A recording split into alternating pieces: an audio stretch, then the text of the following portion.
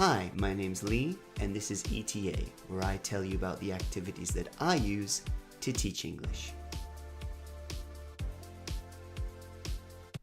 Okay, so today's activity is an activity based on the simple tic-tac-toe game.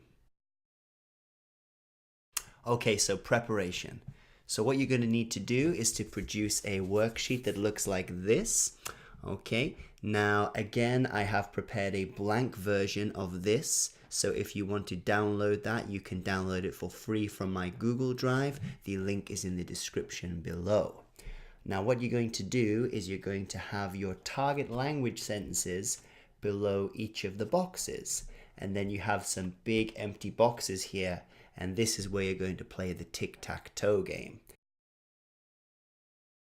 Now, how this is different from tic-tac-toe is you can't choose exactly where you want to place your circle or your cross. It's going to depend on the outcome of playing rock, scissors, paper. So one student, as I said, you're going to pair up. One student is going to be the nought and one student is going to be the cross. Okay, they're going to play rock, scissors, paper.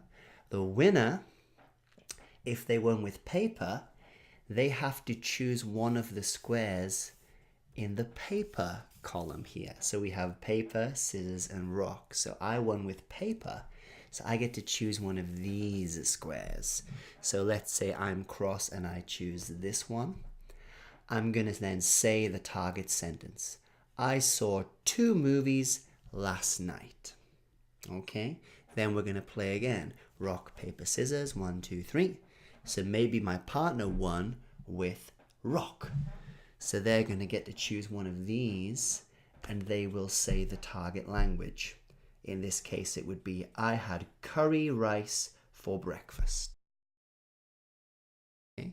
So potentially, one person could just win 3 times in a row and they could just win without the other person placing anything on. But because you can't choose freely, because you have to go either rock, scissors, or paper, depending on what you won with, that's where the challenge of the game comes in. And it's a pretty fun game. Okay, that's the end of today's video. Hopefully this activity is something you can use in your English class. If you think it is, please give me a like. If you use it, please write a comment below and tell me how you got on with the activity. If you'd like to see more of these videos, you can hit the round subscribe button in the middle here.